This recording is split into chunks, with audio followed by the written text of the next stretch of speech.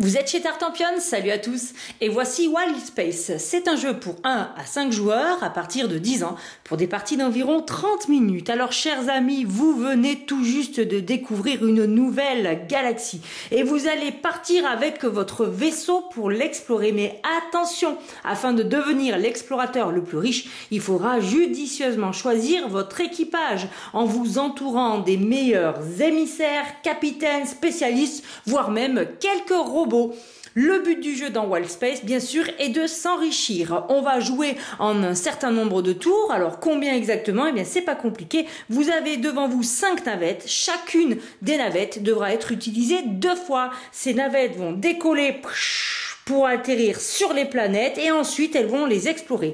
Dès que tous les joueurs ont joué toutes leurs navettes, et bien à ce moment-là, la partie se termine immédiatement et on n'a plus qu'à prendre le bloc de score pour compter tous vos points de victoire. C'est parti pour les explications.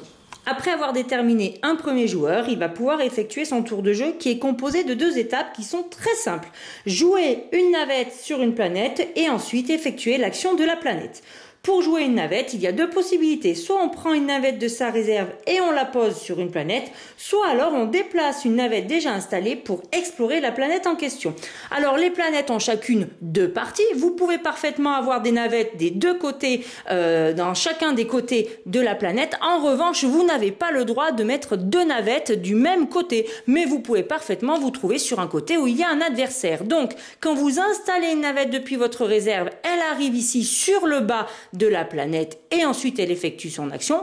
Et plus tard, à votre tour de jeu, eh bien cette même navette, si vous voulez, vous pourrez la faire partir en exploration. Pour cela, elle devra monter sur la partie supérieure de la planète et non pas sur une autre planète. Une fois qu'une navette est installée, elle ne peut pas changer de planète. Alors vous avez remarqué, en début de partie, on a les 2 planètes de départ qui n'ont pas de conditions particulières. En revanche, les suivantes qui en plus sont déjà installées face cachée auront des petites conditions. Déjà, à la fin du tour d'un joueur, s'il a 3 cartes équipage installées devant lui, en comptant bien évidemment le capitaine qui a été donné dès le début de la partie, eh bien il pourra révéler la planète qui demande d'avoir 3 cartes. Et ensuite, si vous voulez aller vous installer sur cette planète puis l'explorer, il faudra avoir au minimum 3 cartes vous-même devant vous parmi votre équipage.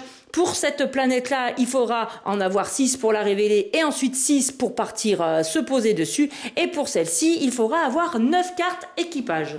Concernant les actions des planètes, on aura toujours le choix entre piocher des cartes ou ajouter des cartes à son équipage, c'est-à-dire les poser devant soi. Quand sur une planète, vous avez le choix entre 2 actions, comme par exemple ici, elles sont séparées par un slash, ça veut dire que vous en choisissez une seule des 2. Il y a quand même quelques planètes qui font exception, mais à ce moment-là, l'iconographie ne permet pas le doute. Ici, on voit bien qu'on va pouvoir faire les 2, puisque vous avez quand même un gros plus qui est rajouté et dessiné sur la tuile. Certaines actions sont soumises néanmoins à des conditions qui sont dessinées ici juste à côté. Et si jamais vous avez un doute sur l'iconographie, regardez comme c'est bien fait. Le livret vous reprend ici tous les effets des cartes ainsi que toutes les conditions. Ça va être par exemple défausser des cartes d'un certain type de votre main ou bien retirer des cartes depuis votre équipe devant vous. Et ici vous allez pouvoir poser des cartes d'un certain type, poser des cartes de robots ou poser des cartes de type métier. Vous voyez, tout est expliqué.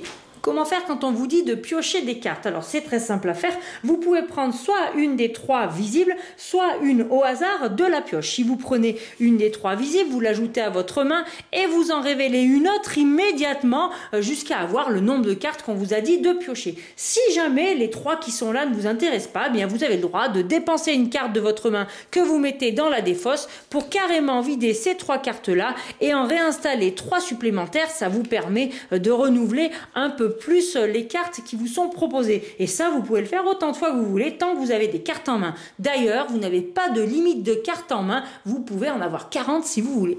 Dans le jeu, il existe 4 types de cartes équipage. En début de partie, on a reçu un capitaine, on n'en gagnera pas d'autres. Et ensuite, on pourra rajouter dans notre équipe des spécialistes, des robots ou bien des émissaires. Alors les émissaires sont des sortes de sages qui vont nous guider et nous donner des objectifs afin de gagner des points de victoire en fin de partie. En dehors des robots, on aura affaire à des animaux qui sont représentés par les illustrations ou bien par les icônes. On va essayer de les collectionner là aussi pour gagner le plus de points de victoire. Dès qu'on ajoute un membre à notre équipe, eh bien on déclenche immédiatement son action qui est dessinée ici en bas à gauche. Par exemple, pour cet émissaire, ça sera piocher une carte. Et pour lui, ça sera ajouter à l'équipe une carte de notre main avec cette icône-là, c'est-à-dire un spécialiste. Attention, s'il y a un rond bleu, c'est une condition qui est requise. Par exemple, ici, il faudra déjà avoir dans l'équipe quelqu'un dont le métier est dessiné ici dans le rond bleu. Et puis, on pourra également pouvoir faire progresser avec cette icône vétéran les capacités de notre capitaine en déplaçant le jeton ici comme ceci à chaque fois d'une case vers la droite. On pourra alors piocher des cartes, rajouter des cartes à notre équipe et gagner éventuellement des points de victoire. Et voilà, la fin de partie est arrivée. C'est très facile à vérifier car toutes les navettes sont dans la partie haute de toutes les planètes, donc on n'a plus qu'à prendre le bloc et compter les points de victoire. On va commencer à scorer espèce par espèce d'animaux, mais seulement à partir de la troisième carte. Donc moi je ne vais scorer que les rhinos et les poulpes. Ici j'aurai un rhino et là j'en ai 2 poulpes, donc j'aurai 5 points par carte, ça me fait donc un total de 15 points. Ensuite on va scorer pour chaque série complète avec un animal de chaque type bien différent. Chaque série rapportera 15 points. On va vérifier si on a accompli les conditions demandées par nos émissaires. Donc lui, il me demandait d'avoir 3 cartes avec ce métier-là. Je n'en ai que 2, donc je passe à côté des 5 points de victoire. Et lui, il me rapporte 3 points de victoire parce que j'ai 3 cartes de ce métier-là. Si j'en avais fait 6, eh bien j'aurais eu 2 fois 3 points. C'est par série de 3 métiers. On regarde ensuite les robots. Certains ont des points de victoire, donc on les rajoute. Et puis on regarde si vous avez réussi à atteindre les points de victoire de votre capitaine. Le joueur qui a le plus de points de victoire, bien évidemment, remporte la partie. Eh bien, chers amis, je vous remercie de m'avoir suivi pour les règles de ce très bon jeu de combo que je vous recommande. Je vous dis à très bientôt chez Tartampion et n'oubliez pas, d'ici là, amusez-vous bien!